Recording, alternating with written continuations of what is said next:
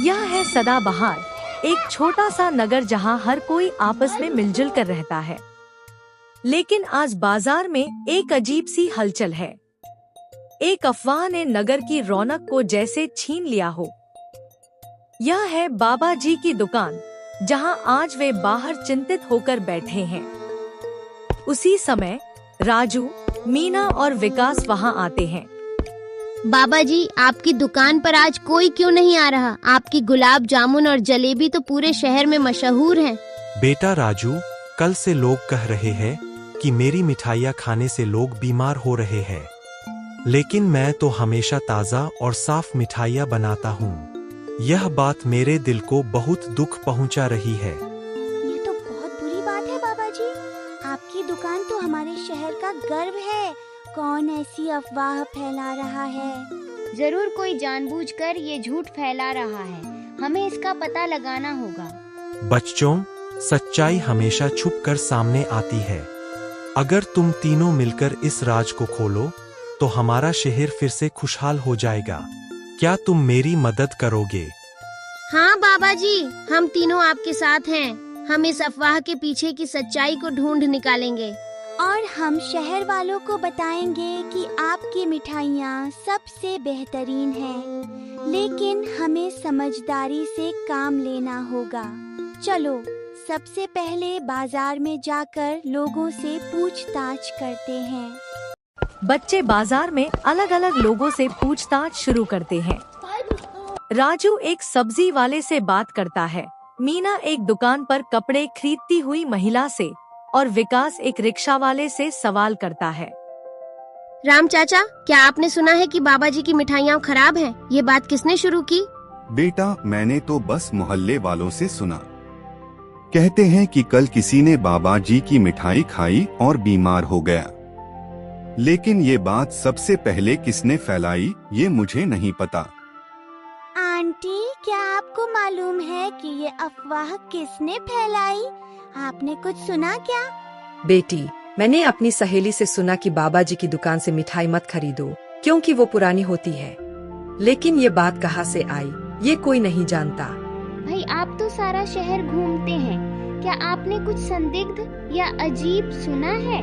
हाँ विकास, कल रात चाय की दुकान पर कुछ लोग बात कर रहे थे कि बाबा जी की मिठाइयाँ खाने से लोग बीमार हो रहे हैं। लेकिन ये बात सबसे पहले किसने शुरू की, ये कोई नहीं बता रहा। यह तो अजीब बात है।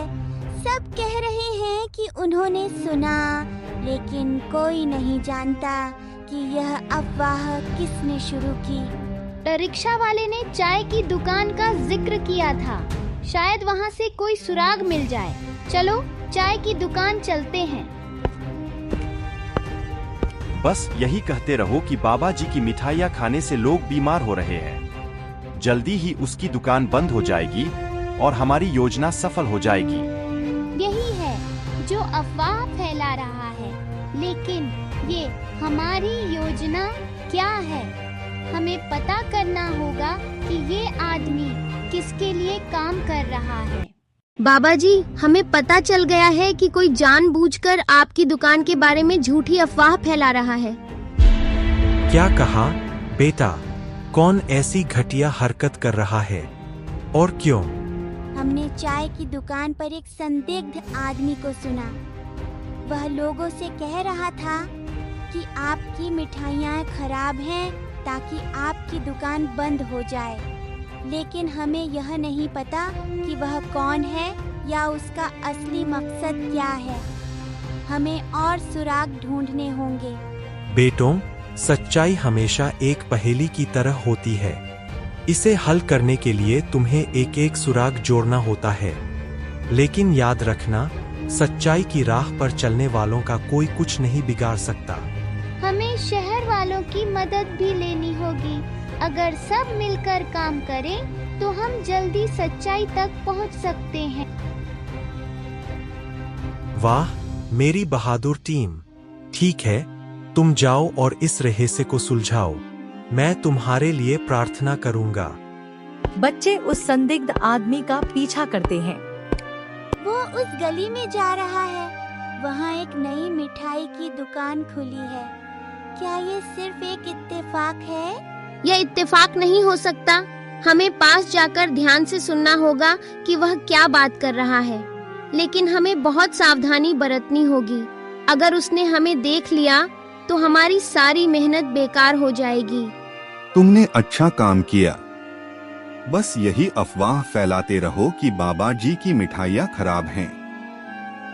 जल्दी ही उसकी दुकान बंद हो जाएगी और ये पूरा बाजार मेरा हो जाएगा।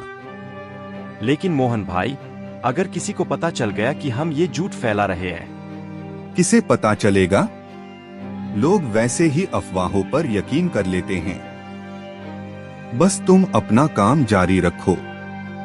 ये तो बहुत बड़ा धोखा है। मोहन बाबा जी की दुकान बंद करवाना चाहता है ताकि उसका कारोबार चले। हमें उसे रोकना होगा, लेकिन हम अकेले उसका मुकाबला नहीं कर सकते। ठीक कहा मीना, हमें शहर वालों को ये सच बताना होगा। चलो वापस बाजार चलते हैं और सबको इकट्ठा करते हैं। सुनो शहर वालों, बाबा जी की मिठाइयाँ खराब नहीं हैं। ये सब एक झूठ है जो नई दुकान का मालिक मोहन फैला रहा है। क्या? ये कैसे हो सकता है? बाबा जी तो हमेशा से ईमानदार रहे हैं। हमने खुद सुना कि मोहन ने एक आदमी को पैसे देकर ये अफवाह फैलवाई कि बाबा जी की मिठाइयाँ खाने से लोग बीमार हो रहे हैं। ये तो बहुत गलत बात है। हमें बाबा जी की मदद करनी चाहिए। लेकिन इसके लिए हमें मिलकर काम करना होगा। क्या तुम सब हमारे साथ हो? दोस्तों, तुम सबका शुक्रिया कि तुमने मेरी बात पर यकीन किया, लेकिन हमें सच्चाई को साबित करना होगा, वरना लोग फिर भी शक करेंगे। बाबा जी, हमारे पास एक जबरदस्त योजना है। हम एक मिठाई मुकाबला करवाएंगे जहां आप और मोहन अपनी अपनी मिठाइयाँ पेश करेंगे और शहर वाले खुद तय करेंगे कि कौन सी मिठाइयाँ बेहतर हैं। इस तरह सबको पता चल जाएगा कि आपकी मिठाइयाँ ही सबसे बेहतरीन हैं। हम इस मुकाबले को रिकॉर्ड भी करेंगे ताकि कोई दोबारा झूठ न फैला सके। वाह बच्चों, ये तो बहुत अच्छा आइडिया है। हम सब मिलकर इस मुकाबले को कामयाब बनाएंगे। शहर वालों, आज हम सच्चाई की परीक्षा लेंगे।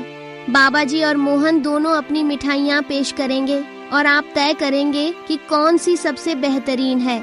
ये सब क्यों? मेरी मिठाइयाँ तो सबको पसंद हैं। इस मुकाबले की क्या जरूरत है? अगर आपकी मिठाइयाँ वाकई में अच्छी हैं, तो आपको डर क्यों लग रहा है? चलो मुकाबला शुरू करते हैं। बेटा, मेरी मिठाइयाँ हमेशा सच्चे दिल और साफ हाथों से बनती है। आज सबको सच पता चल जाएगा। लोग दोनों दुकानों की मिठाइयाँ चखते हैं।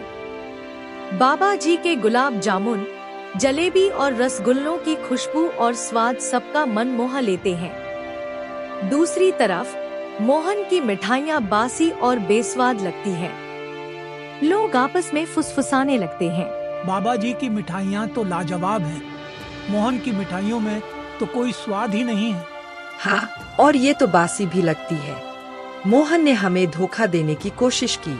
ठीक है, मैं मानता हूँ, मैंने झूठी अफवाह फैलाई थी। मैंने सोचा कि अगर बाबा जी की दुकान बंद हो जाए तो मेरा कारोबार चल पड़ेगा।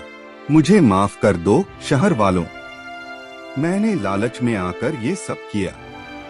लेकिन अब से मैं ईमानदारी से काम करूंगा। बेटा, सच्चाई की राह पर चलना आसान नहीं होता, लेकिन ये हमेशा जीतती है। हम सब तुम्हारी मदद करेंगे ताकि तुम एक अच्छा दुकानदार बन सको। और हम सब मिलकर इस शहर को और भी खूबसूरत बनाएंगे।